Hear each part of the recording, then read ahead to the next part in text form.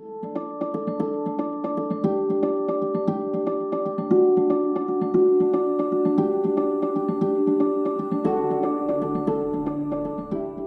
everyone, and welcome to another episode of the Symptom Media podcast, Bridging the Divide in Mental Health. I'm your host, Dr. Lindi van Niekerk, and I'm grateful you're here. To learn more about Symptom Media's mental health resources, visit symptommedia.com.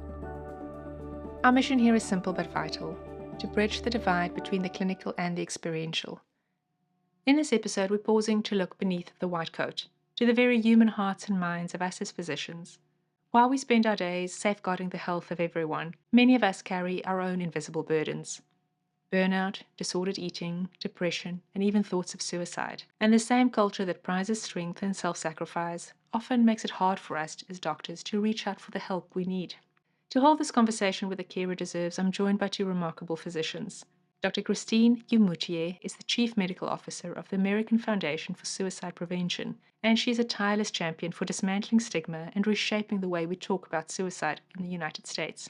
Dr. Sidney Zisook is a distinguished professor of psychiatry at the University of California, San Diego, director of the Physician Peer Support Program, and the co-founder of HEAR, the Healer Education, Assessment and Referral Program, that offers education, stress and depression screening, and support to UC San Diego's health learners and workers. Together, Christine and Sidney bring decades of expertise, heartfelt advocacy, and lived experience to this dialogue on the mental health challenges of physicians. Let's dive in.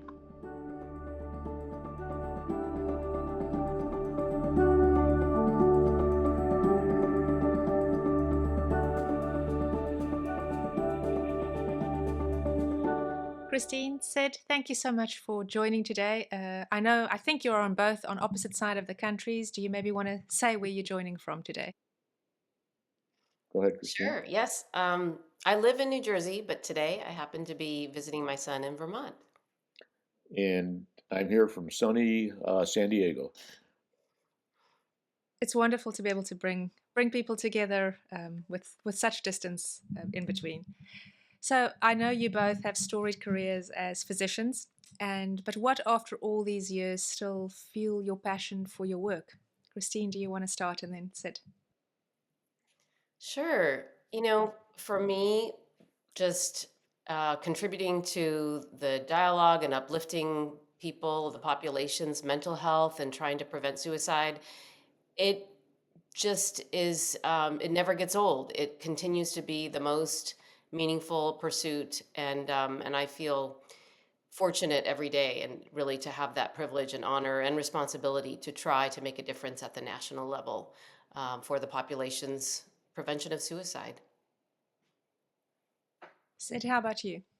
Well, I can think of a couple things. One is that's always fueled me is my connection with trainees and colleagues. I've been blessed with having a wonderful group of people to work with and to learn from, and especially trainees that I get to see early in their careers and work closely with and see them grow and mature and contribute. A case in point is Christine, who I've known since she was a medical student and through her residency and training, and been so proud of watching her growth. That continues to fuel my career. But also, the every once in a while, we get feedback about the importance of the work we're doing. And I just remember not too long ago, somebody approaching me in the on the grass in front of our medical school building, saying, "You don't remember me, I'm sure, but," and he went on to tell me that he credits me with saving his life when, as a medical student, he was ready to drop out of school, and he was referred to talk to me so I could try and talk him into staying in.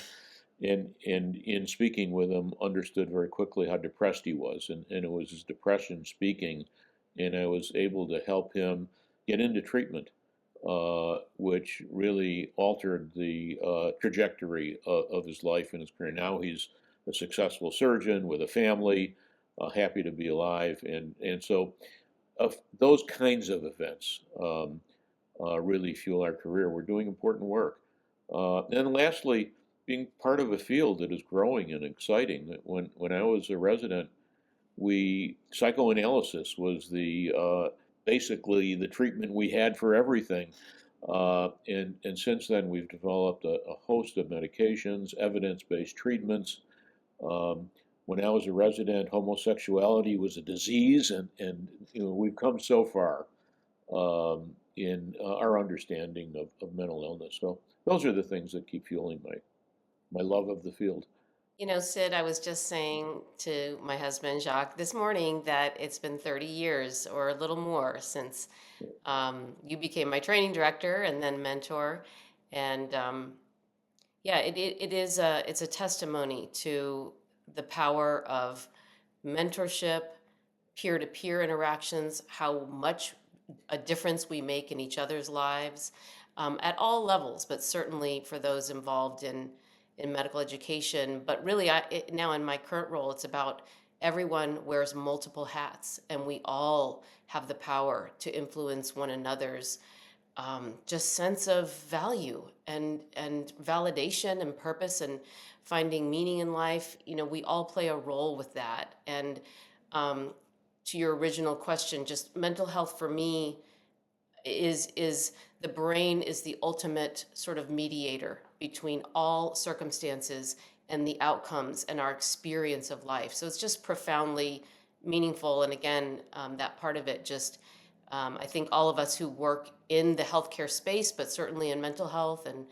for me, suicide prevention, it's so profoundly meaningful for people to have even incremental changes occur in their ability to realize that they don't have to be passive in the experience of their own life, and which again I view mental health as sort of the foundation from which so much of our functioning and our thinking and our perceptions, our sense of self springs from.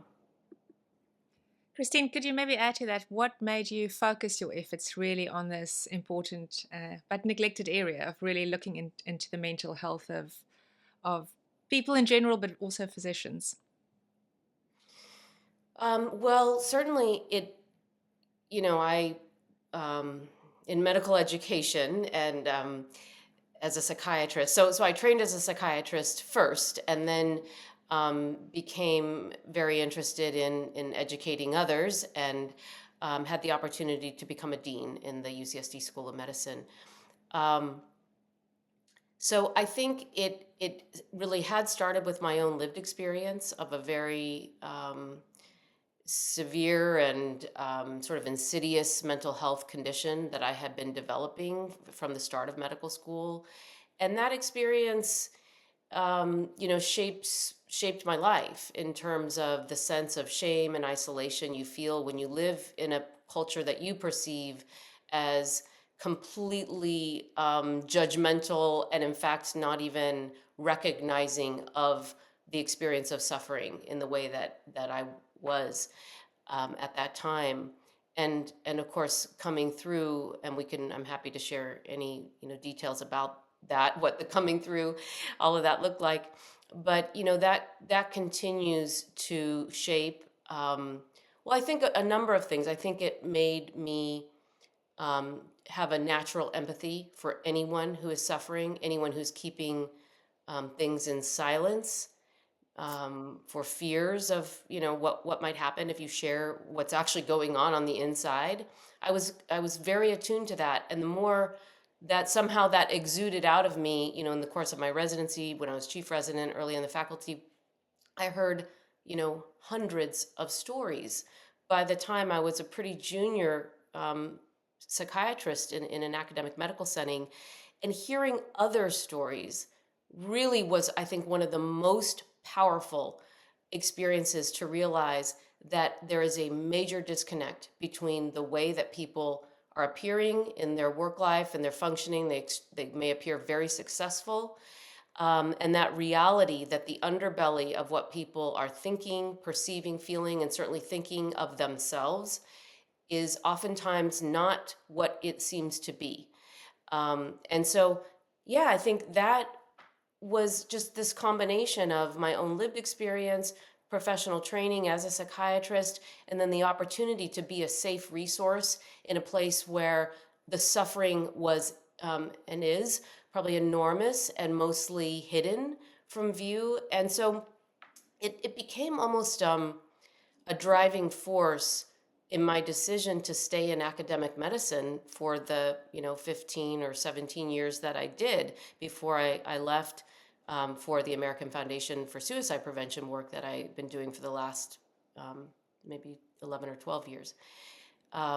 So like probably originally felt like kind of a secret mission because it's still, you feel like you're swimming upstream in a culture that is not very recognizing of these realities for human beings and that physicians and trainees are human beings. And frankly, helping others is a way to heal and is a source of sense of purpose and meaning and hope and connection to others. It's incredibly meaningful. Sid, what about you? Like Christine, I know you're a psychiatrist. What made you focus your efforts really on? I know you've already said you care really about the generation that comes after you. What catalyzed this for you? Well, specifically in talking about physician, mental health, um, when I was a resident, we lost a fellow resident to suicide, and no one talked about it. When I was a junior faculty at University of Texas, we lost a faculty colleague to suicide. No one talked about it. When I came here to UCSD as a faculty member, my personal physician died by suicide. We never talked about it. And more events like that. We finally, Christine and I had an opportunity to have a physician family he had died by suicide encourage people to talk about it and learn from it and try to prevent the next one. And that really set us off on our both of our personal journeys in this area. Well, I resonate a lot with both of what you shared because I think my kind of inquiry into suicide and suicidal ideation in medical students started in the same way by losing a colleague and a friend and kind of being awoken to the suffering that's within myself and in so many others. Christine, you mentioned the power of stories, and I think that's something we're really trying to do with the series is share people's stories so that others realize they are not alone. Would you mind telling us a little bit about your personal experience and your journey with mental health? Yes, I don't mind because I have learned that it, for me, has not only been a safe thing to do, but it has opened up the opportunity for others to potentially open up and get the help that they need. And so I realize that, sharing and self-disclosure may not be always the right thing for everybody at every moment in their life, but I would just encourage everyone that there are safe people in your life that you can at least start with. And actually, my start in sharing my mental health story was probably when I was getting to know Sid and other faculty when I was a medical student, and I was applying to residency, and it was a choice whether to disclose it or not. And that's a big decision people with mental health experiences when they're applying to residency have to make. And I got positive feedback at that time. So that was the start.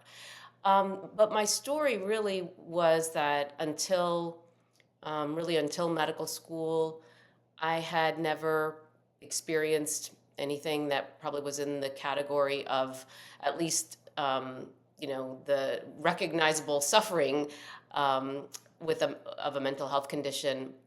But that once I was in medical school, I had majored in piano performance in college. I had taken the bare minimum requirements. I entered a very scientific, heavy curriculum at UCSD, as most are, and really felt kind of out of my league and afraid for the first time in my life. It had just always been like, oh, it'll work out. School, everything comes. I worked hard, but I had fear grip me from the beginning of medical school, and I think that anxiety that I had never actually learned how to even recognize what that experience was, let alone to be able to tolerate it, process it, do something productive with that sort of signal that anxiety is.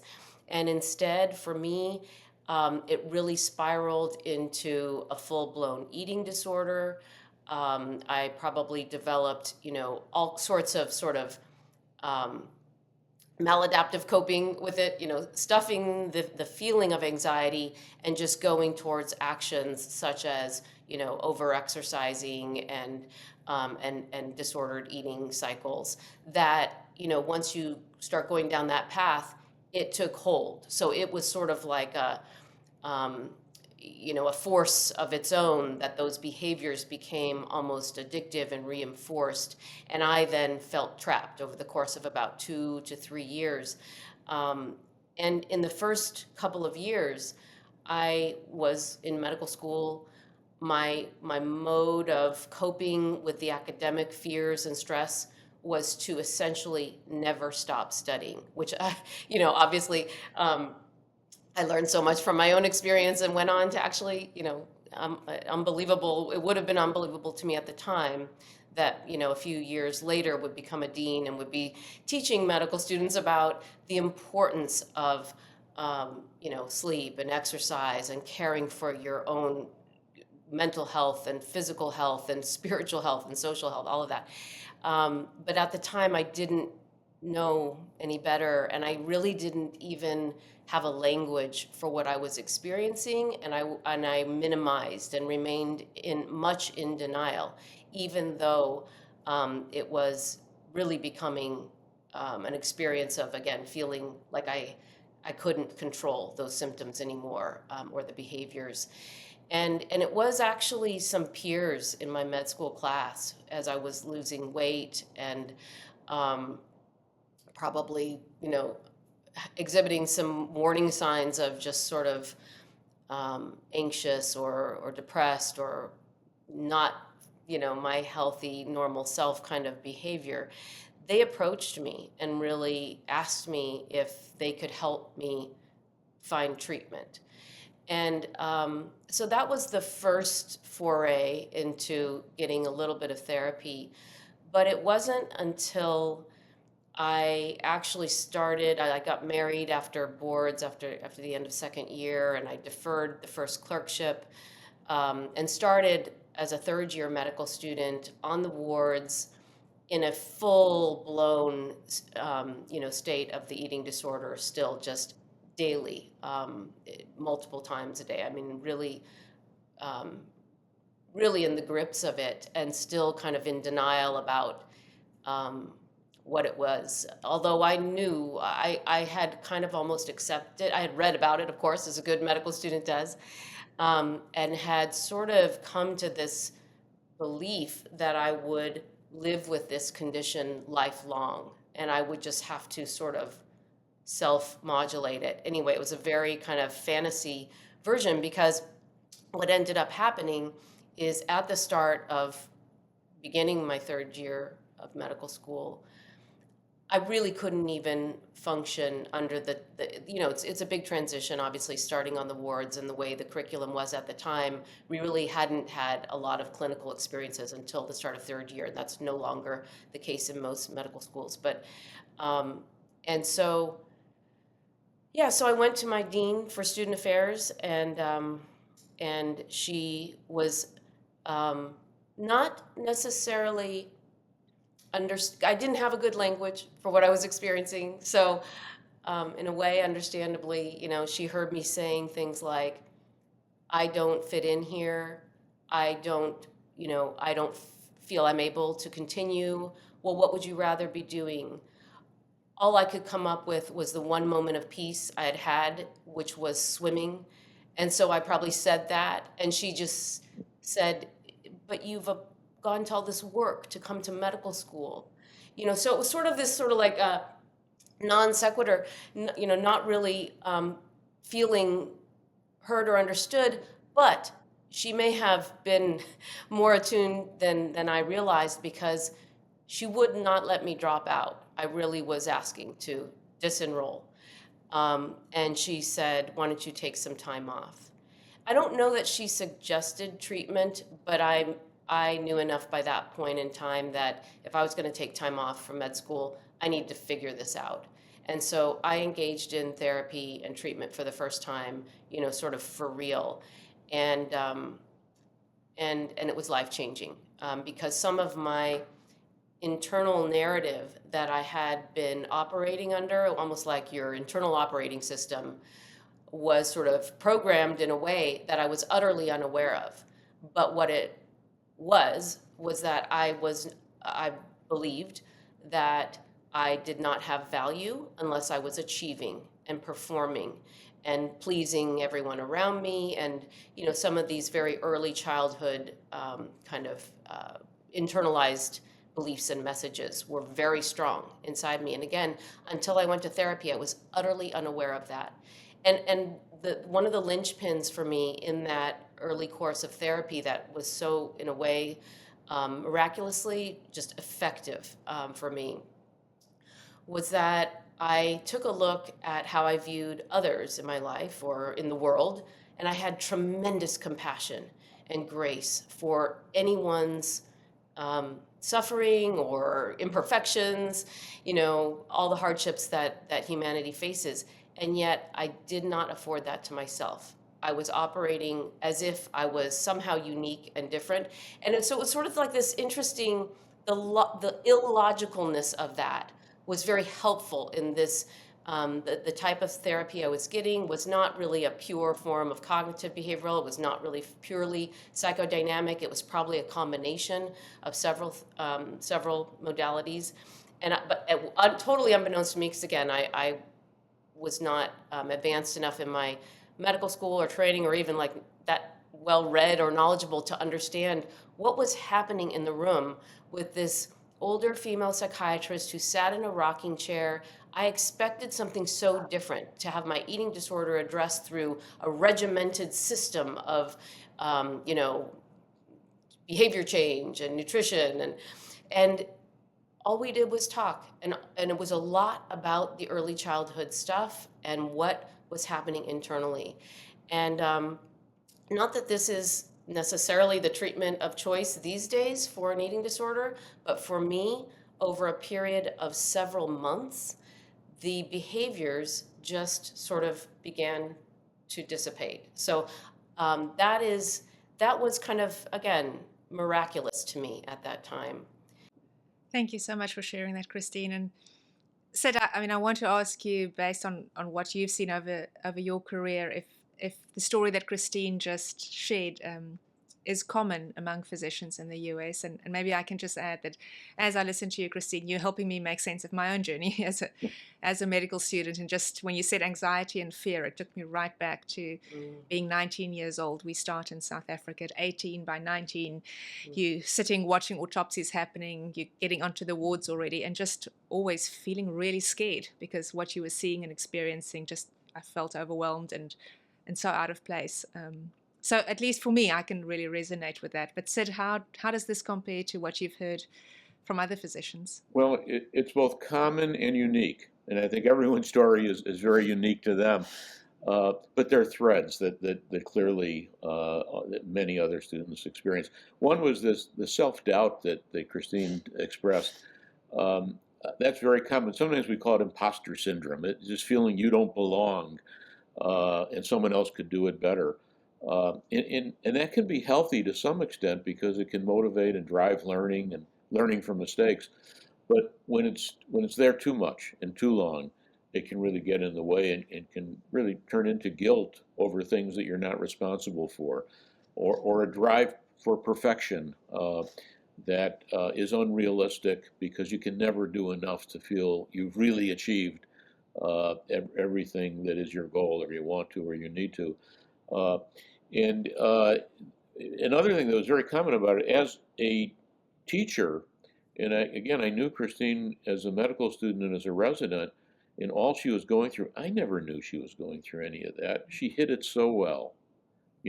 She's smart, she's accomplished, she's compassionate, she's beautiful, she's got everything going for her, and is able to hide what she's going through in a way that I think is, again, for very bright, competent medical students, they're capable of doing that even when severely depressed.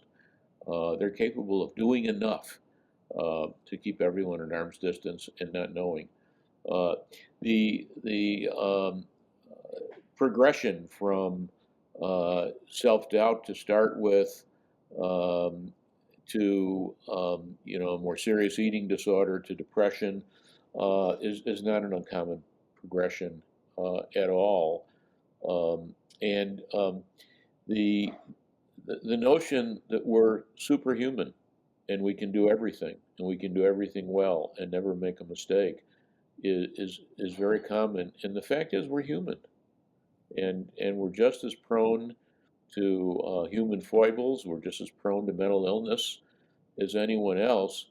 One of the very unique things about Christine's journey was her ability to ask for and receive help reasonably early in her trajectory, and that made such a huge difference.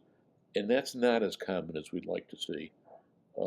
Many physicians suffer with burnout, with depression, with other mental conditions, and very few of them ever seek help. And that's a real tragedy because help is available. I've thought, of course, so much about that crisis period of my life. And at the time, it felt nearly unbearable, and just, beyond out of control and hopeless, and you can't see a path through it. And so I wouldn't want to go through that again, and I wouldn't wish it on, my worst enemy or anyone. However, I think that it happened the way it did, as extreme severity as it did, that I had to take time off. I could not function any longer. If I had been able to function, I wouldn't have stopped. And I would have kept going. I would have put a Band-Aid on it, or, who knows what else might have started to happen to try to cope with, in terms of, the things we do see. People get into all sorts of other things, substance use and other forms of maladaptive coping.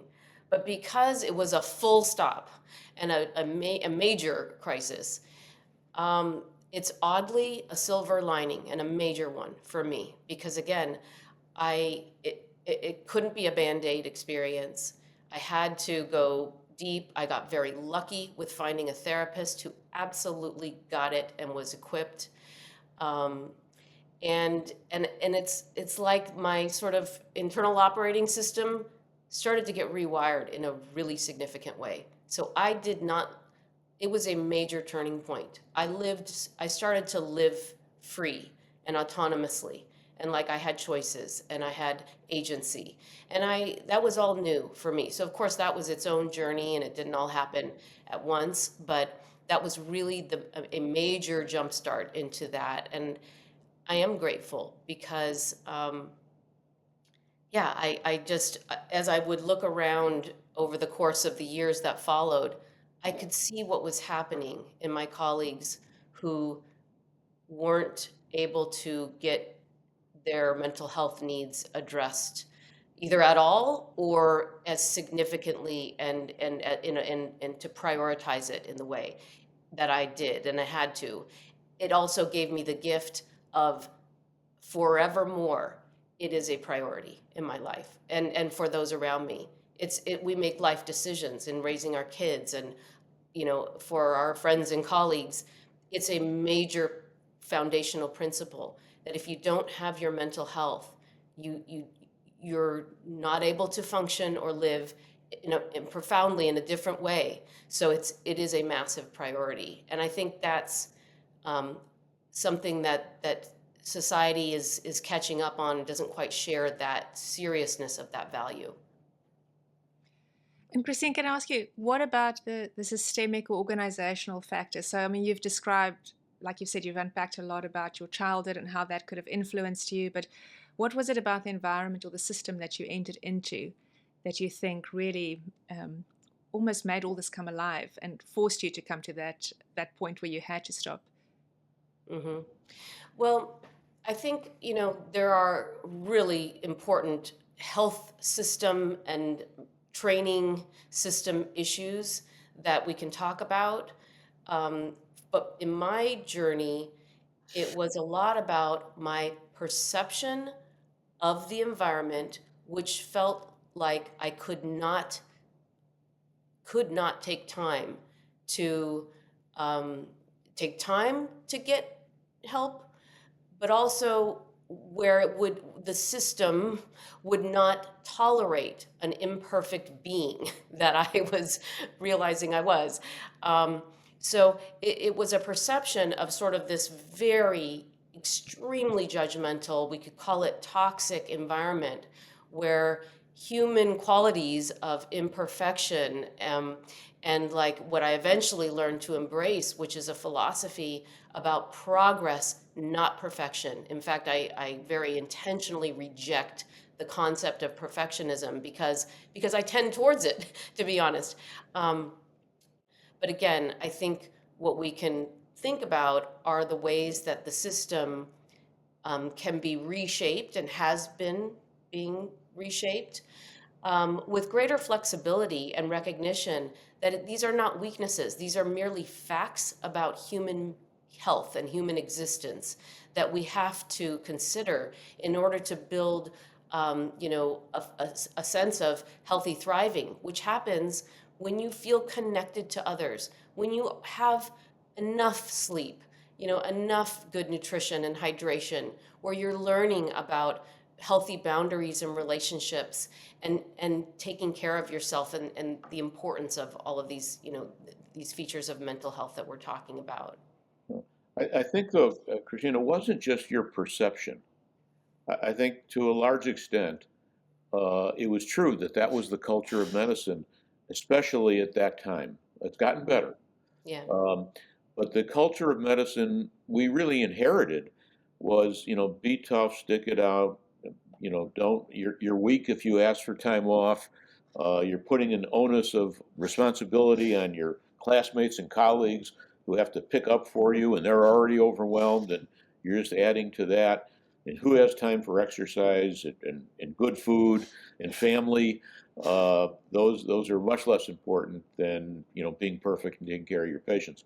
That's not the culture of wellness, but that was the culture of medicine for a long, long time, for over 100 years.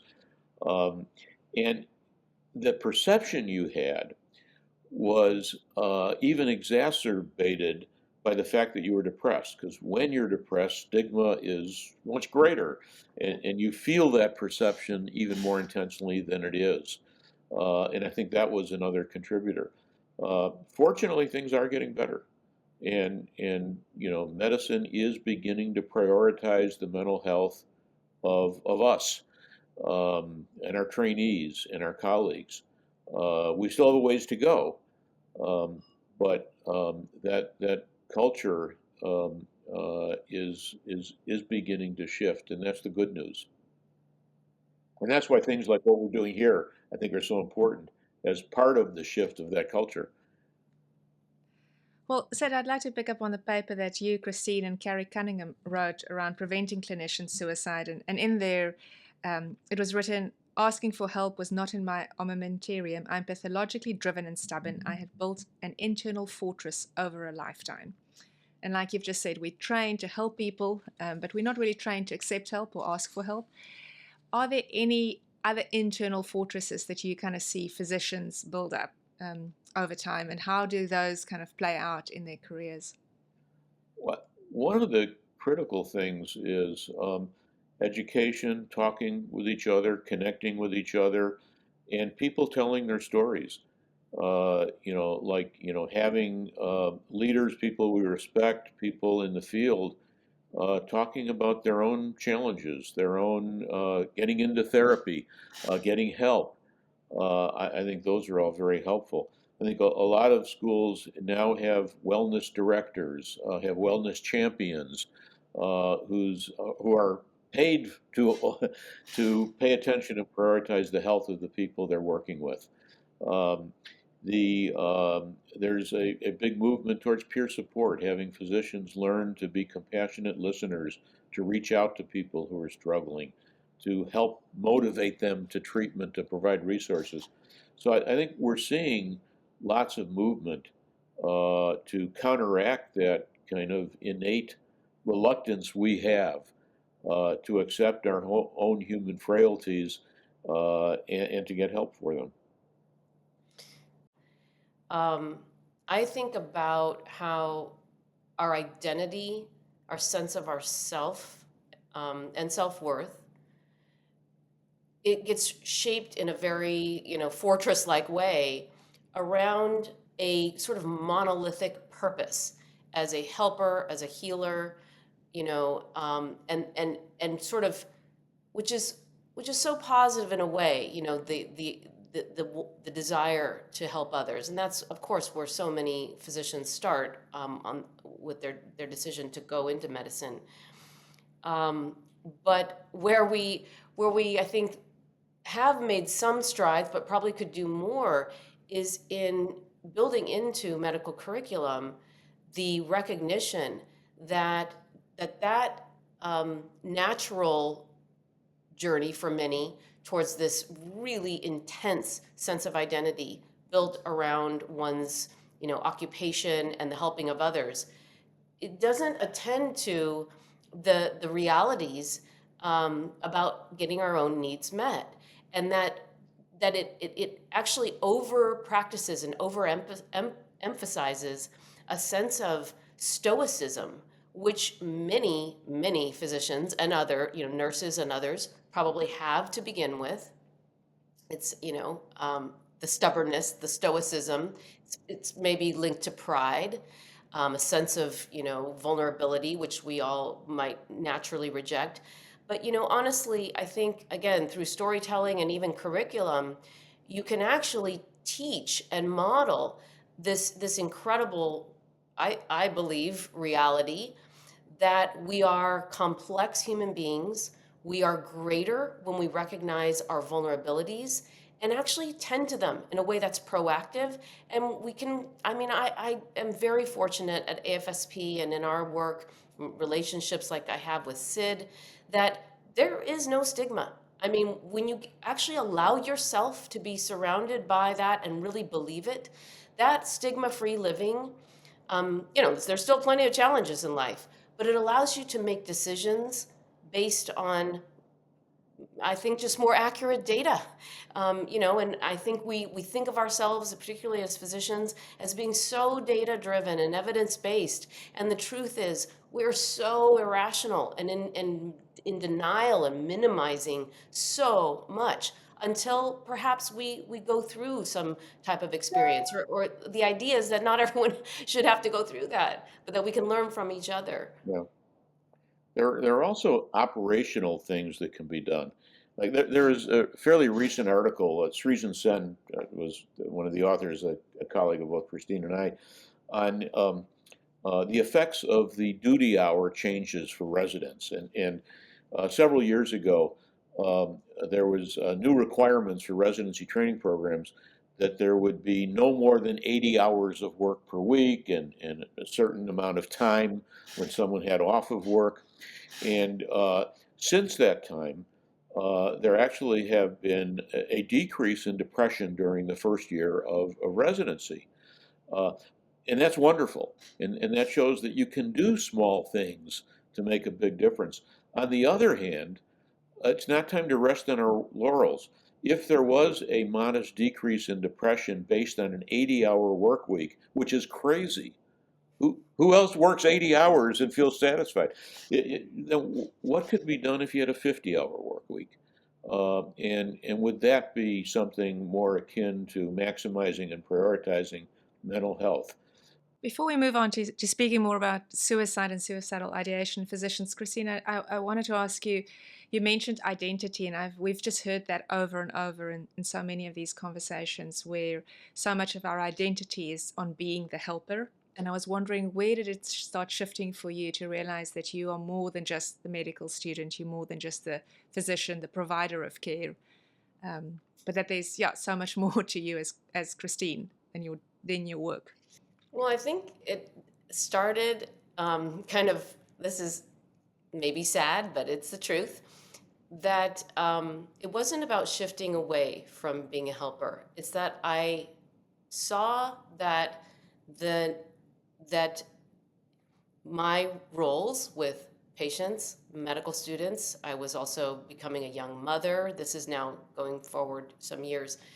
My family, my friends, community member of it as a community, that I would need to prioritize my well-being and mental health for the sake of being a better all of those. So as neurotic as that is, that's how it was justified. That is how I was able to justify it, make practical decisions about, I ended up as a dean really hitting these points very strongly with incoming medical students and all throughout and mentoring, that it's very practical. You actually have to learn how you tick, which activities bolster and fuel your coping reservoir the most, and you use a calendar and you schedule them in. And so it's and and have some ongoing touch points with peers or mentors to really continue to keep tabs on that. And then over time, I think as I've sort of, grown more mature and wise over the years, I do embrace now that I'm a full human being and I get to have, fun and like enjoy things like whatever that might be, knitting, dancing, exercise, that I really take great pleasure and joy, and that it and I also see how it augments my professional roles. I've always also not been one to sort of categorize, that you leave home and you're at work and that's who you are, and it doesn't work like that for me.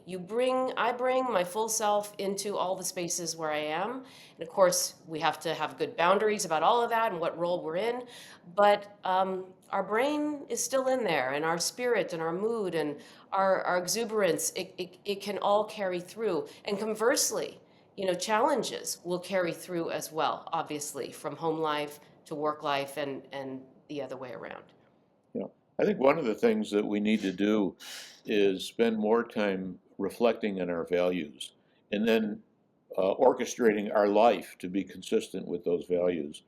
And I know for me and for many of us, I'm proud of the papers I've written and grants I've gotten and patients I've taken care of, but I'm even more proud of my family and my kids.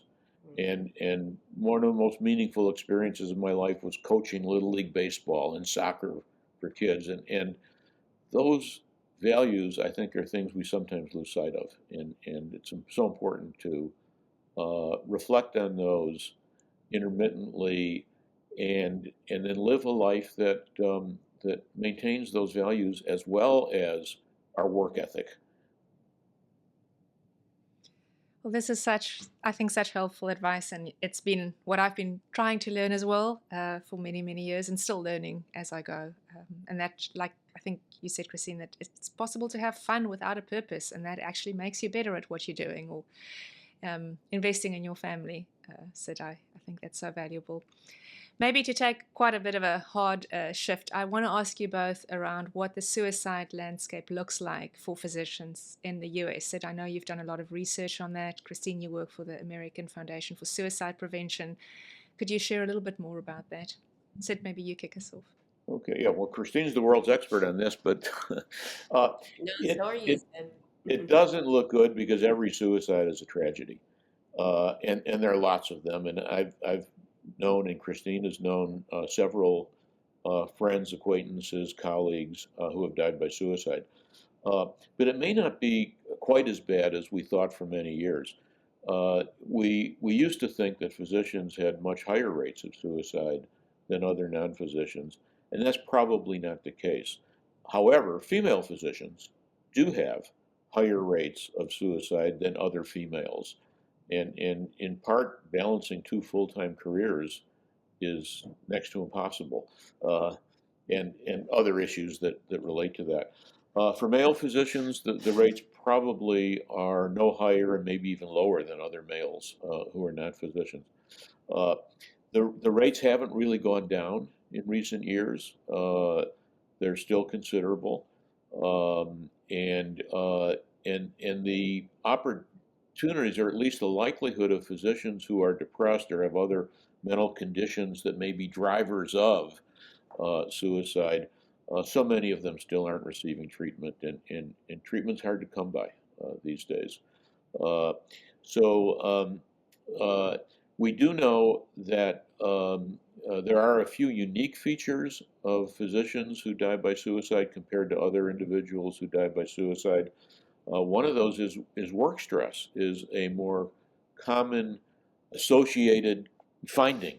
Uh, uh, and so things like burnout and work trauma and work stress are important to think about, and may be avenues towards prevention of some suicides. We know that legal problems are actually more common in physicians who die by suicide than in others. And part of that is malpractice suits, which can be so incredibly stressful for physicians going through them. And those are avenues where we can provide additional support and help. Uh, and we know that amongst residents, um, the highest cause of death, the greatest cause of death amongst residents is suicide. It used to be the second most common, and now it's the commonest as we've gotten better at treating cancer and other causes of death.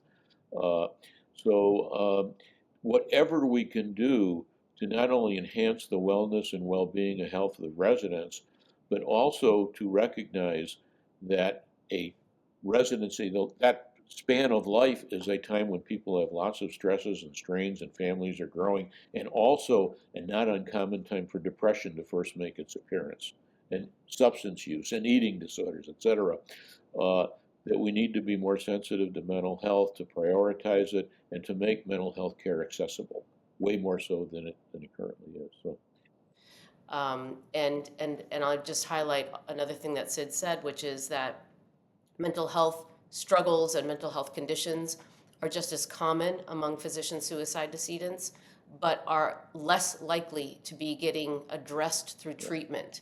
And that is one of the greatest prevention opportunities we have, is to really be aware and teaching and speaking out about self-medicating, self-prescribing, or curbside, sort of informally, when a colleague asks you for help by asking for a sleep prescription, for medication or things of that sort, that we are not doing them a service, even though they want it, and we want to please them and help them. But the way that I see it from a suicide prevention standpoint is you're foregoing that person's opportunity to have a thorough, real assessment of what is going on clinically. And you're putting, again, that Band-Aid on it that may actually contribute to risk in a way, because it's left to fulminate without an actual effective treatment plan around it. And the last thing I would mention is that the regular practice of speaking with someone you trust, whether it's a peer, a mentor, a therapist, or a family member, and hopefully a group of those, because there isn't one person who, one size fits all to meet all of our different needs going on in life. And, so I think the studies that show that peer-to-peer facilitated process groups, or that paired mentor trainee experiences, but not that it just in name, but where they're actually meeting on a regular basis. It's so underappreciated that speaking with someone and I call it, we call it processing, just working through these experiences of, it could be any number of things. And your internal gauge might tell you, oh, there's like a little twinge, but we just move on. Whether it was something didn't go well in just interpersonally, or something about patient care, or whatever it is, we just ignore all of those little helpful signs that are telling us that's something to put a bookmark in and come back to in whatever session you have with a mentor or a therapist. So we haven't done ourselves any favors, and none of us grew up with any common knowledge in our homes and school environments, let alone in medical training environments, where these kinds of powerful experiences for for good in terms of increasing that coping reservoir and protecting mental health and protecting from suicide risk, none of them were really part of the landscape that we learn and just sort of embed into the background of our mindset. And so that's part of a public health strategy for the nation that I'm very glad to be a part of, that is really trying to build in some of these new basic Yeah. little building blocks of how we protect and our mental health and really thrive optimally. In part, often being a physician and training and studying is a lonely pursuit, and whatever we can do to help people feel connected and understood and part of a larger community can reap great benefits. Christine, I mean, in your story, you mentioned as well that you were keeping people at arm's length, you were trying to hide it away, and if it wasn't for your friends who kind of asked you and said, listen, this looks serious, you may not have addressed it. How do you think the landscape has changed in terms of breaking down the stigma that exists around everything from suicide to mental health issues, and what more needs to be done? I feel you both have mentioned some very helpful things already. But as you're looking at it at a population level, what needs to be done to break down that stigma even further? There's just this really interesting moment that we're in where I think the culture has changed significantly, broadly, around mental health being recognized as an important, real part of human health, as or more important than physical health. Our Harris poll surveys show at AFSP. However, what hasn't happened yet as much is a deepening that goes farther than just sort of that, like it's out there in the air that we can talk about mental health. I think when it comes to when you're the one who's struggling, or when it's your own loved one or colleague who's struggling, the what to do or the uncertainty around, is it just stress? Is it just the circumstance? Will it just pass? The watch and wait approach. I don't know what to do. I don't want to offend them. We even have, some, I think, really terrible narratives that counter the importance of seeking a psychiatrist or a psychologist evaluation, early on. And, I've heard even as a parent myself, for kids, for example, we might think, well, the treatment itself is not neutral. Like there could be these, other negative impacts.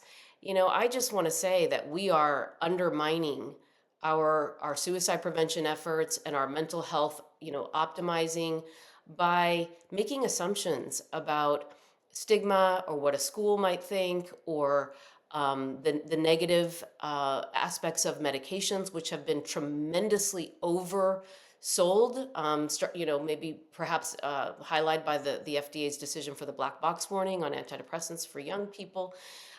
So there are a lot of forces that I think are countering the advancement of what I would call deepening mental health and suicide prevention literacy, so that it's actionable in our everyday lives.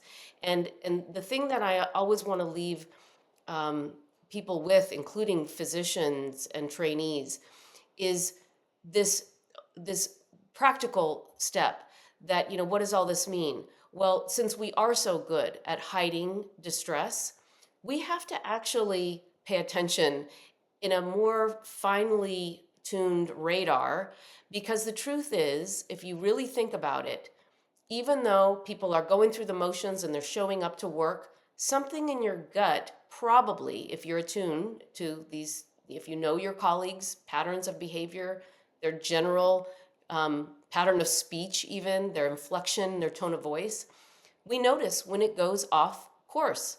But we often don't do anything about it because we're not sure that it's our role, and we don't want to offend.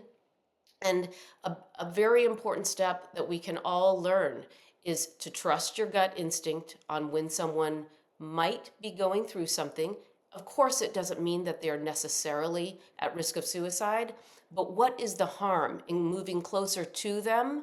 Oftentimes, we'll talk to everyone but the person we're concerned about, moving right in towards them to say, hey, I noticed you might not seem yourself. I noticed, you can say exactly what you notice so they're not wondering. You have to say it outright. You're not in trouble. This is because I care about you and only for that reason that I'm coming to you now and wanting to maybe set up a time where we can just chat more about how things are going. I want to be the best colleague, friend, loved one, whatever your role is.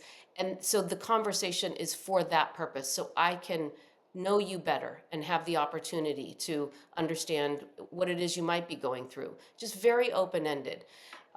So I just want to point that out, that the cloaking of distress doesn't mean that there aren't actual warning signs to pay attention to, as subtle as they may be. And so all those lists of suicide risk factors and warning signs that you see, those are very real. Um, and I would also say, let's even dial up our kind of sensitivity on our radars to say any change in usual behavior patterns is actually something to take note of. I know that might sound really overboard, but we are such creatures of habit in our behavior patterns. And that might sound a little bit reductionistic because, of course, we also have free will and free choice. But if you just think about it, we tend to do the same things with an hour off, or with, we are incredibly predictable creatures. And I just look at the brain. There's a physiology to our brain. There's a physiology to our body, our lungs, our heart, our liver chemistry. And we have ranges within medicine where we look for changes in sodium levels that go outside, and we're very attuned to that. And, psychiatry as a field has been, I think, inappropriately and inaccurately sort of criticized, assumed to be it's all subjective. That is not true. That is just simply not the case. There's so much about shifting that awareness that we have on others, which we are so good at diagnosing and picking up the signs and symptoms onto ourselves. Sid, how do you kind of train or equip students, residents that you work with, maybe around how to have those conversations? Like if they notice a colleague who may be at risk of suicide, or they notice their mental health is deteriorating, how do you teach people to have those conversations? Well, I think all the things Christine said are part of that message. That trust your gut. And sometimes people feel that maybe they would upset the person more if they were to confront them or ask them how they're feeling, or feel they're being intrusive, when in fact that's generally not the case, that people do feel supported when you let them know, hey, I'm concerned, you're not acting like your normal self. What's going on? Let's find a time to talk. So we have sessions with residents and trainees where we talk about that. The AFSP has made a beautiful 4-minute video on just that question, and how do you reach out, and how do you talk to somebody, and how do you initiate that conversation. We show that, and then we have discussions. I think more and more when we give talks on depression or physician suicide or burnout, we try to include people who have had a lived experience as part of that story, to help destigmatize it, to bring it home, to let people know that, hey, we're all human and we're in this together. Uh, so I think talking about it and acknowledging is the first major step. Um, Once you acknowledge it and talk about it, and provide an opportunity for people to express themselves, to connect, to share stories, I think a lot of the effort then just moves by itself. And I think we need to do more and more of that. Uh, we also have to make the operational changes. I think we have to make sure that our trainees get enough rest, get enough sleep. If they do need mental health care, we need to provide time. We need to private access. In most cities, even if I tell someone, hey, you're depressed, you need to see someone, and they say yes, well, go find a psychiatrist who's available in the next 4 months, or who will take insurance. Uh, so we need to have accessibility by having people available who can work with anyone who's struggling, but in our case, particularly our own trainees, our own colleagues, our own students. Um, and that's a work in progress that we all need to continue focusing on. Lindy, part of what I just thought it's probably worth mentioning, that what ended up happening as Sid has alluded to, is that in the early, maybe mid 2005, 6, 7 timeframe, there were a number of losses to suicide within our institution at the time at UCSD. And the Maida family, but also the leadership of the hospital and the medical school decided and were finally motivated due to the tragic experience of multiple losses, that it was worth exploring. Could something be done? Are there evidence-based ways to to have a sort of public health approach towards suicide prevention of the workforce and the learning, the trainees. So it's kind of just an interesting thing because we might think of suicide prevention through the clinical lens with patient care, and of course that's a really important and also advancing field that everyone, including primary care and other mental health professionals, need to learn and get updated on because things have moved in the patient care to prevent suicide. But from a public health standpoint, in a learning and working environment, we really did have that opportunity to start something. It's called the UCSD Here program. And it involved a massive education campaign.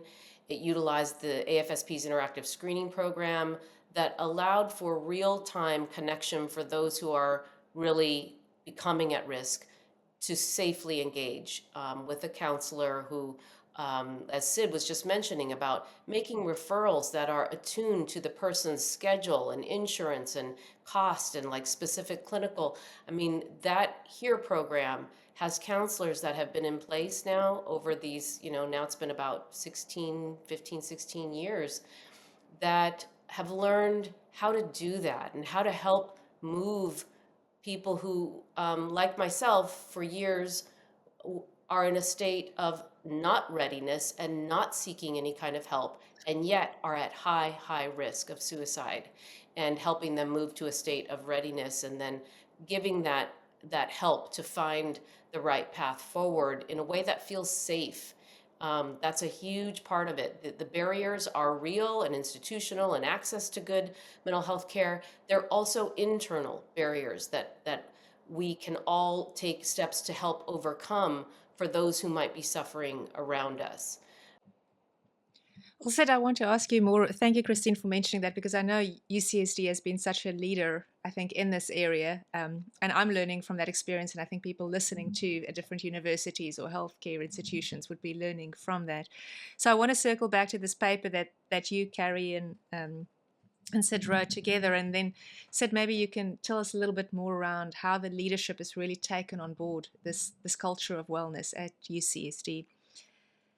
In your paper, you wrote, the outworn medical culture of subverting personal and family priorities for patient needs, stoicism, self-sufficiency, and never asking for help is slowly being updated to make room for a culture of wellness that also prioritizes time with family, friends, loved ones, adequate sleep, nutrition, hydration, exercise, accepting humanness and imperfection, staying, connecting, asking for help, and sharing control. Sid, how did leadership take those things? It sounds very nice to say that, but how does those things become a reality in a medical environment?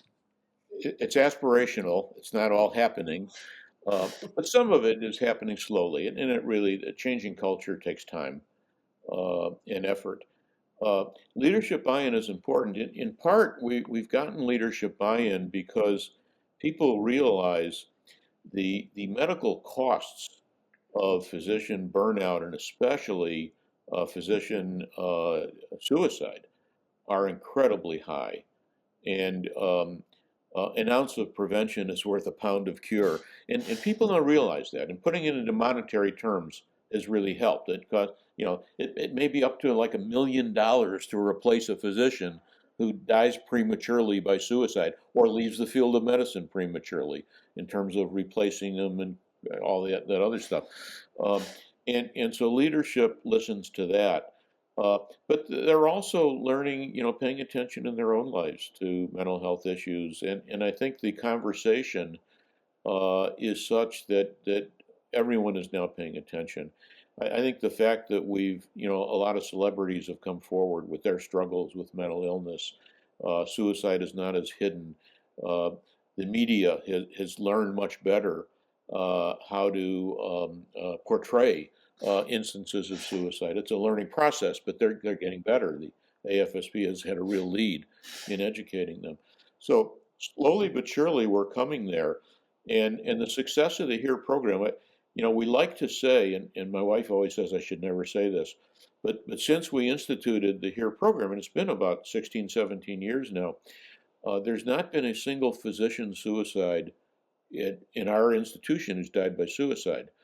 There has been a medical student, which is a tragedy, but not a physician. Since nurses were included in 2016, there hasn't been a nurse suicide at our institution, whereas there was a series of both before, and that speaks loudly. It's not going to last forever. We know that, and we can't take full credit for that. There are a lot of other things going on. Um, but I think we need to let people know of the success of the program. We need people who have uh, uh, benefited from the HERE program to shout it out, to let others know, to let the leaders know, and it's happening, and we are getting more leadership buy-in as we go. Everything about our program is very transportable to other institutions, and a lot of institutions are starting to incorporate parts of it. Particularly, Christine mentioned the questionnaire that is part of a screening program for screening for distress and suicide risk. And that screening program has embedded in it a way of engaging those physicians who screen positive or who have a lot of distress. Uh, and a lot of institutions are now using that screening program and benefiting from it. Uh, so, I think we're in the early stages of a real change in our culture that we just need to keep sustaining. And I think that's just so encouraging for anyone who's listening from any corner of the world to know it is possible. And I think what you've been able to achieve shows that it's doable. It may not, like you say, last forever, but the results you've seen is really remarkable.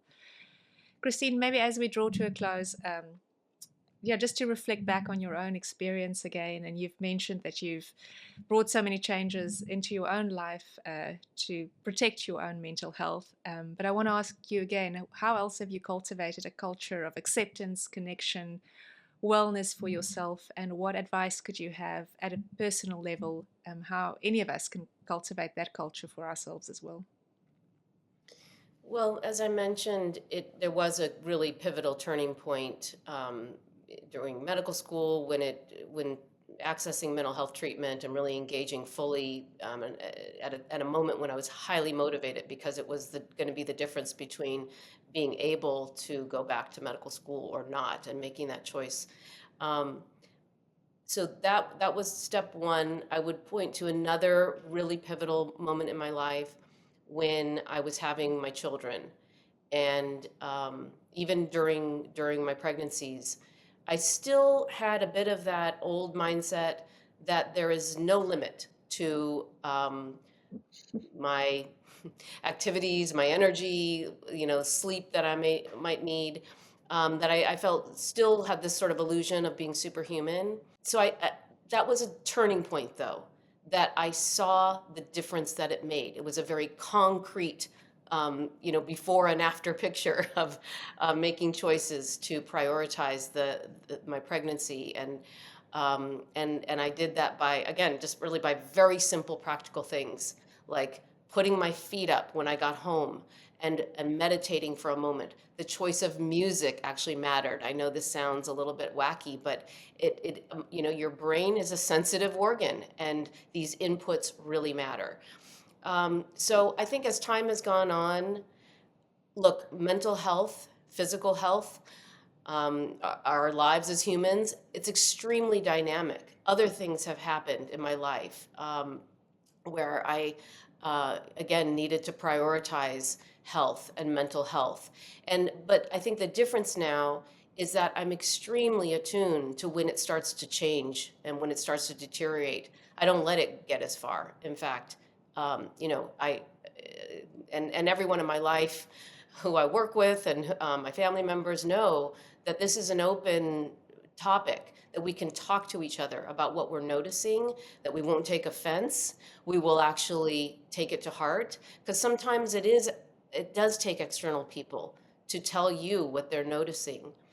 But mental health has short-term and long-term sort of prognostic implications. So I take all of that actually very seriously for myself and my family members. And of course, navigating that with others is that art of relationship and communication, because you can't make those decisions for others. I mean, certainly when your children are young, you can more. But as they grow up, and in the adults who are loved ones in your life, they are on their own journey, and finding a way to respectfully but lovingly keep that priority, in front of us as a family has been a real learning journey. And actually, it's something that I've brought into the education that we create at the American Foundation for Suicide Prevention, because there aren't a lot of guides about the in the moment as a parent or a loved one if a loved one is struggling or becomes suicidal. And back to your first original question about what is it that for me has made an entire life's work be sustainable and of interest around these topics of mental health and suicide prevention. And I think I am wired for it in certain ways. But I also think that the lived experience didn't stop with just myself, whether it's genetic or environmental or whatnot. Most of my family members have also had to contend with or continue to live with very serious, significant mental health conditions or experiences. It's a continual learning journey. And so I wish that one day I would not have to continue to benefit from this lived experience, expertise, but that has been very real for me as well. Let me add one thing to your pregnancy experience. Uh, Probably shouldn't, but it was unfortunate that one of Christine's pregnancies occurred when she was chief resident. And she was a wonderful chief resident, and the residents were all and the faculty were very dependent on her being a terrific chief resident. And it was with some guilt that she took time off for her health, For bed rest. knowing how much we would miss her. And but important as she was, we did fine without her. We did well. The residents got good training. Uh, and it would have been better if we could have offered her to come back part-time for a long period, which we can't do it's not allowed in residencies to have someone working part-time, which is crazy. But she was able to prioritize her health at that time, and we were able to function without her uh, for that period of time. And I think it's important because we have this exaggerated sense of our own importance and responsibility, and we need to overcome that, knowing that we're part of a team and we're Yeah. human. Yeah, and it was Sid and others involved, as Sid was the residency training director, the leaders, the administrative leaders of the clinical unit where I was serving as chief resident, who encouraged it so that it would overcome my own tendencies towards, you know, like really not prioritizing my health. Now, in that case, it was like doctor's orders bed rest starting for 2 weeks to start.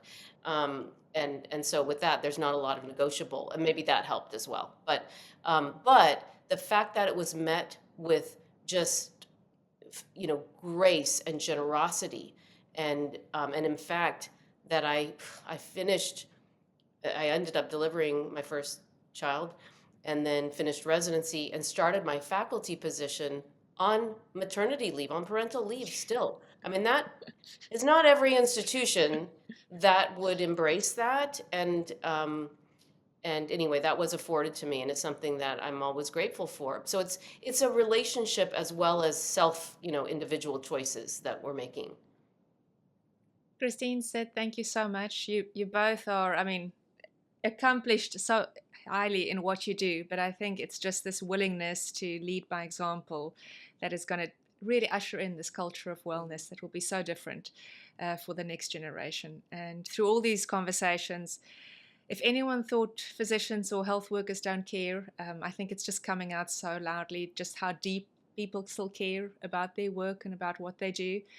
and their love for humanity. And I think these conversations will hopefully help us realize that the beauty in the vulnerability and in our own humanity that exist as well, and embrace those. So thank you so much for joining today. Thank you, Lindi. Thanks, Sid. Always a pleasure. Absolutely. Thank you. Thank you for taking the time to join us for this discussion. To learn more about our guests and access the resources mentioned, please visit the Symptom Media podcast page at symptommedia.com. We look forward to having you with us again for our next important conversation.